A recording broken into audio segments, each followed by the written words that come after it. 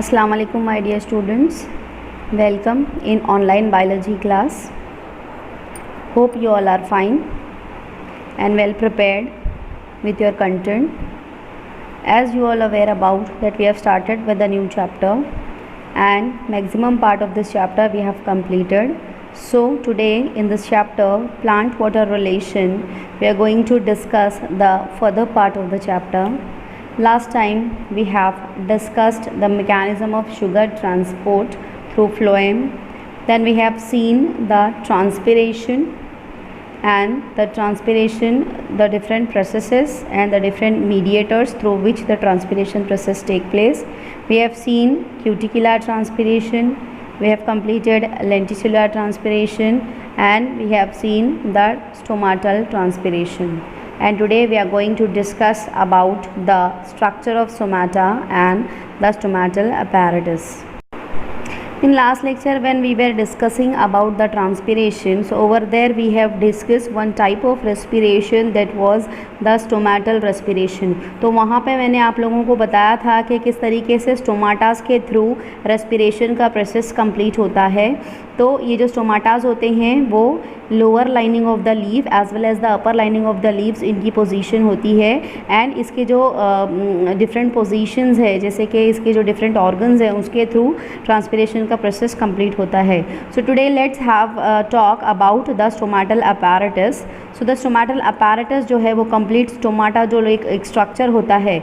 So it consist of various parts like stomatal pores, guard cells, subsidiary cells, and ये सारा मिलकर जो है वो स्टोमाटल अपैरेटस बनाते हैं.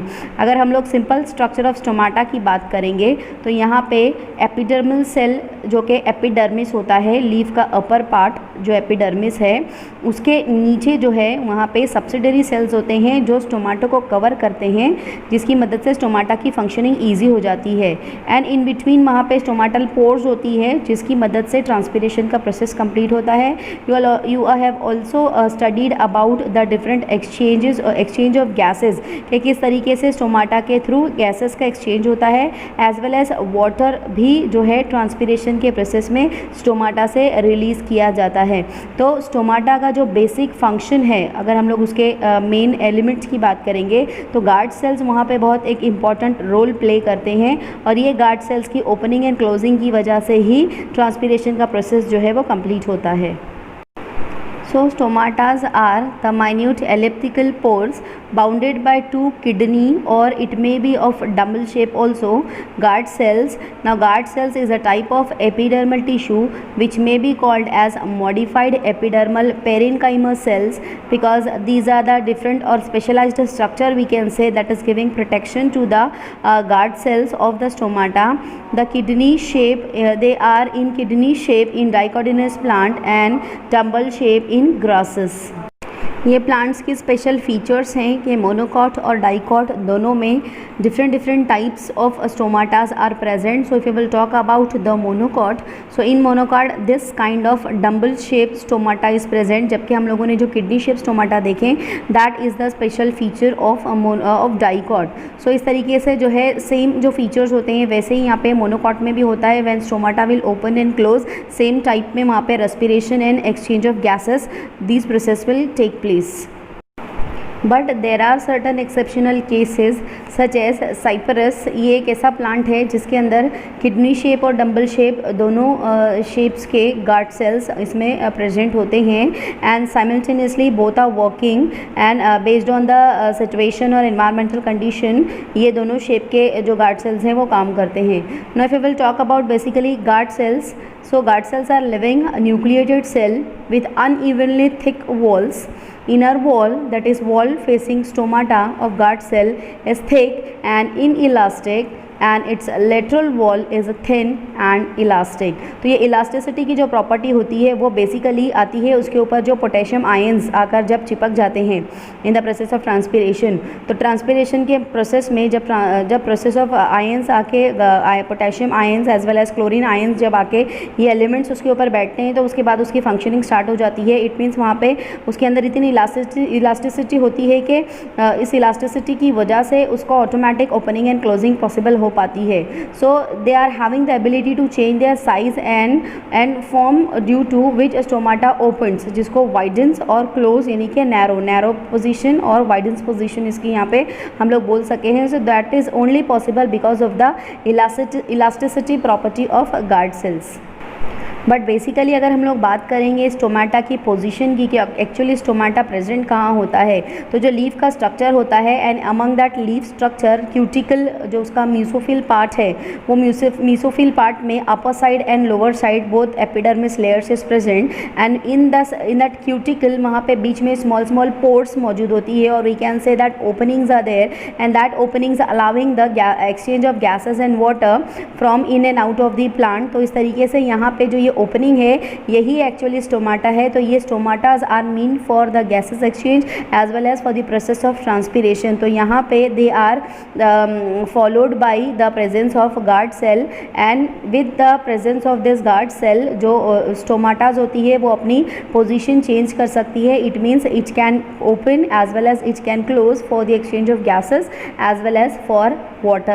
Now if we will talk about a stomata, so it is a elliptical pore formed due to specific arrangement of guard cell. Basically जो position है स्टोमाटा की वो सिर्फ और सिर्फ गार्ड सेल्स की वजह से होती है.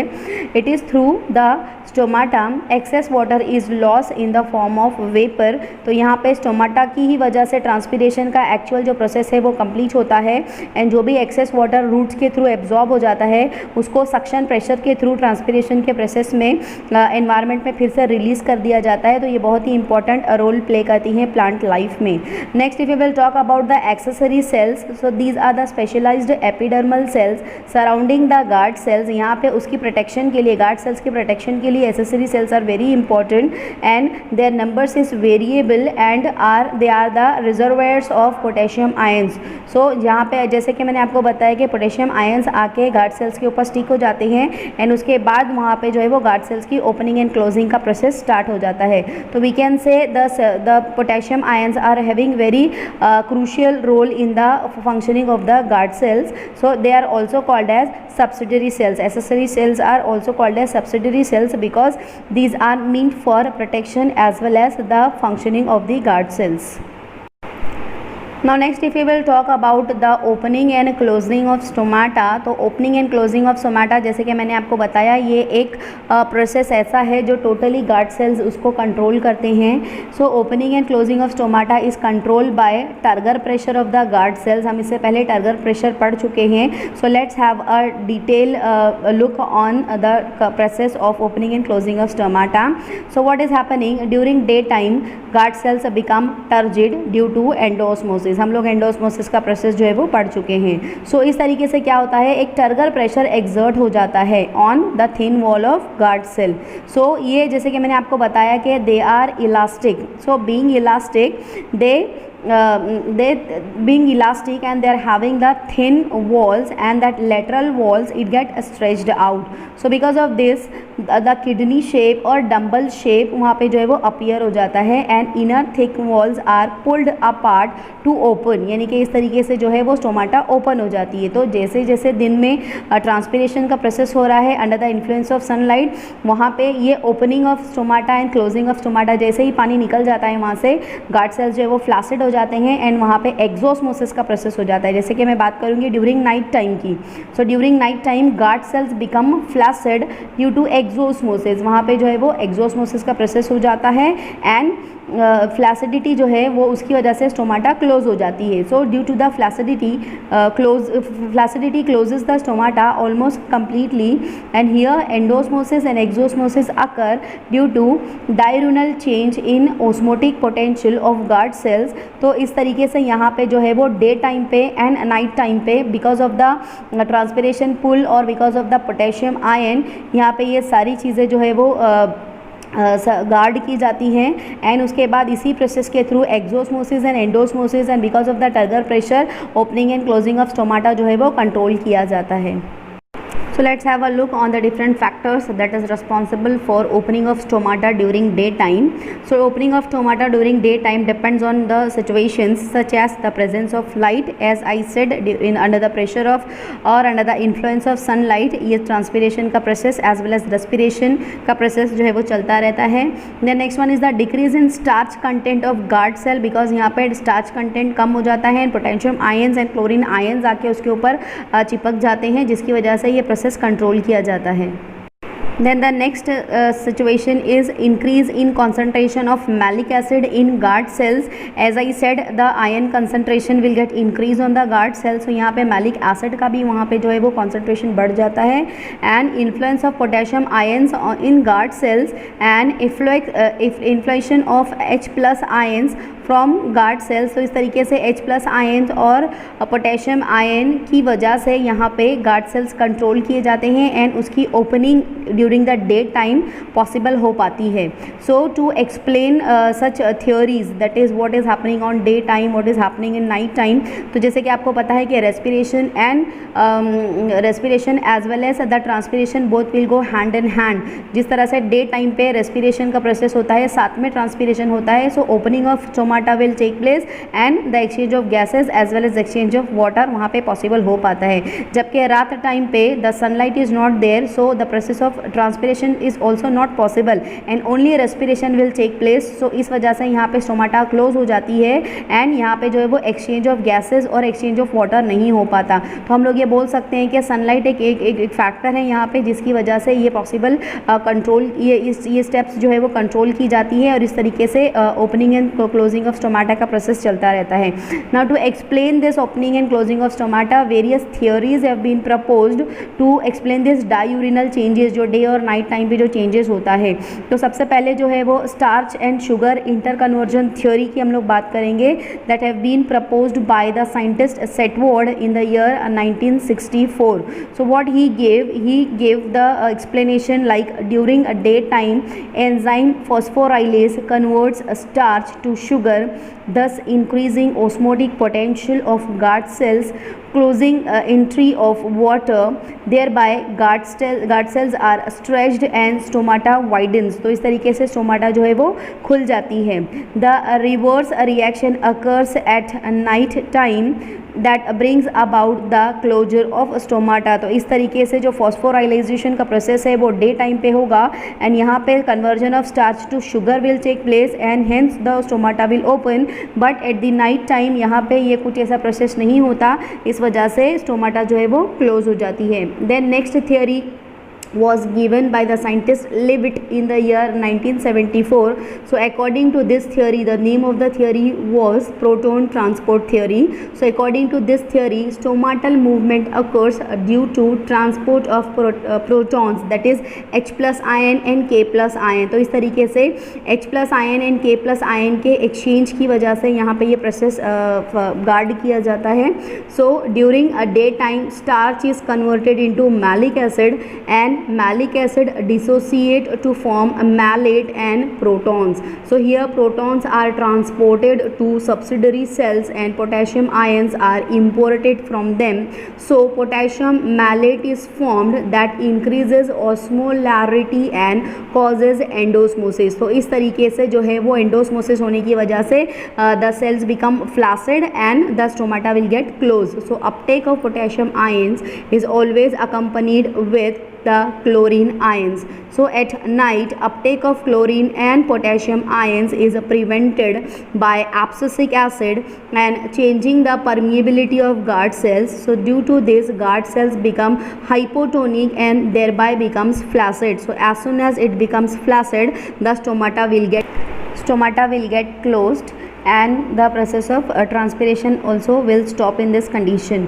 तो जैसे कि आप लोग जानते हैं कि एब्सिसिक एसिड एक ग्रोथ रेगुलेटर है. जब डे टाइम पे जब ट्रांसपिरेशन का प्रोसेस होगा, साथ में स्टोमेटल अपैरेटस के थ्रू ये इस तरह से वाटर लॉस भी होता रहेगा एंड यहाँ पे इसकी वजह से एब्सिसिक एसिड का ये लोग जो है प्रिवेंशन कर देते हैं ये लोग इस कंडीशन में. और वी कैन से कि जब नाइट में पोटेशियम आयन और क्लोरीन आयंस यहाँ पे जनरेट हो जाते हैं तो वो एब्सिसिक एसिड की एक्टिविटी को रोक देते हैं। तो आपको पता है कि एब्सिसिक एसिड एक ग्रोथ रेगुलेटर है, तो इस तरीके से यहाँ पे उसकी परमिएबिलिटी गार्ड सेल्स की चेंज हो जाती है एंड वहाँ पे हाइपोटोनिक वो बन जाते हैं, और उसकी वजह से उसकी फ्लासिडिटी उस पर आ जाती है, जिसकी वजह से दे बिकम फ्लासिड एंड एक्सोस्मोसिस की वजह से वो श्रिंक हो जाते हैं and it get closed end the process of closing of stomata will take place. So dear students, hope you have understood the process of opening and closing of stomata. So now just have a look on the significance of transpiration. So we are having the advantages as well as the disadvantages of this process of transpiration. So let's have a look first on advantages. So the first advantage of transpiration is it removes excess of water. Next, it helps in the passive absorption of water and minerals from the soil. It helps in the ascent of sap. As stomata are open, gaseous exchange required for photosynthesis and respiration is facilitated. It maintains turgor of the cells. Transpiration helps in reducing the temperature of leaf and in imparting cooling effect. तो ये सारी वो चीज़ें हैं जो हम लोग अब तक पढ़ चुके हैं। होप ये सारी चीज़ें आपको बहुत अच्छे से समझ में आई होंगी। Let's have a look on disadvantages also. So एक ही डिसएडवांटेज यहाँ पे हमको मिलेगा, चूँकि ये बहुत ही इफेक्टिव प्रोसेस होता है। So excessive transpiration leads to wilting and injury in plant. So it may also leads to the death of the plant. जब बहुत ज़्यादा पानी लॉस हो जाता है प्लांट के थ्रू, तो वहाँ पे विल्टिंग होने लगती है और द लीव्स में become yellow and automatically leaves जो है वो प्लांट से टूट कर गिरना शुरू हो जाते हैं। And this injury if leads to the excess we can say, तो it may cause the death of the plant also. For stomatal transpiration to occur, stomata must remain open during day time. आपको पता है कि जैसे ही day time में sunrise पड़ती है प्लांट के ऊपर, स्टोमाटा विल गेट ओपन। तो स्टोमाटल ट्रांसपिरेशन के लिए बहुत ही इंपॉर्टेंट फैक्टर होता है। And when stomata are open, then only the gaseous exchange needed for respiration and photosynthesis will take place. If stomatal transpiration stop, it will directly affect productivity of plant through the loss of photosynthesis and respiratory activity. So as I told you further that respiration and transpiration both will go hand in hand। जहाँ पे loss of water हो रहा है, वहीं पे exchange of gases भी हो रहा है, जिसको हम लोग फोटोसिंथेसिस का प्रोसेस बोलते हैं। तो ट्रांसपिरेशन में और with the help of stomata ये दो प्रोसेस दोनों एक साथ चलते हैं। एक तरह से ट्रांसपिरेशन का प्रोसेस होता है, दूसरी तरह से गैसियस एक्सचेंज होता है ड्यूरिंग डे टाइम पे। तो गैसियस एक्सचेंज होने के लिए एज वेल एज ट्रांसपिरेशन के लिए स्टोमाटा का ओपन होना बहुत ज़रूरी है। तो इसीलिए हम लोग बोल सकते हैं कि अगर ये काम बंद हो जाए तो सीधा सीधा प्लांट की प्रोडक्टिविटी के ऊपर असर इसका आएगा। तो हम लोग यहाँ पे बोल सकते हैं कि प्रोडक्टिविटी को मेंटेन रखने के लिए, प्लांट की लाइफ को और प्लांट की हेल्थ को मेंटेन रखने के लिए जो ये प्रोसेस है, ये बहुत ही इम्पॉर्टेंट प्रोसेस है।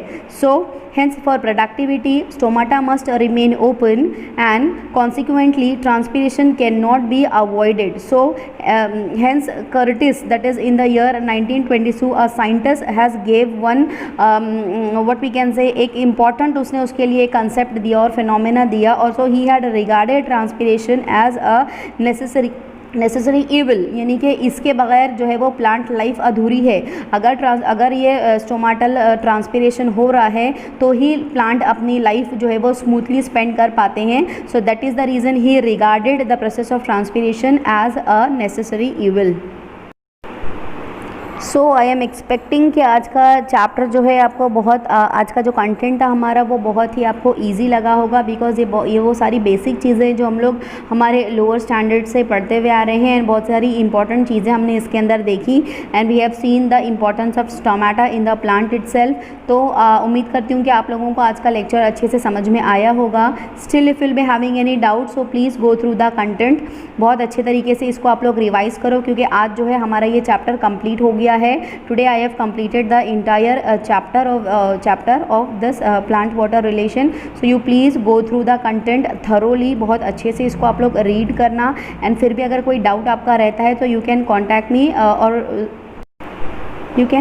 me you can ask your doubts to me through WhatsApp, or also you can come here and ask your doubts to me. So revise the content thoroughly, try to correlate it with your textbook. बहुत important chapter है ये, and इसी chapter के ऊपर आपका जो है वो नेक्स्ट चैप्टर बेस्ड है। ये चैप्टर अगर आपको अच्छे से समझेगा तो ही नेक्स्ट चैप्टर में आप लोगों के कोई डाउट्स नहीं होंगे। So please try to understand this chapter very nicely, and इंशाल्लाह we will meet next time with the another new chapter. So till that, take care. Assalamu alaikum.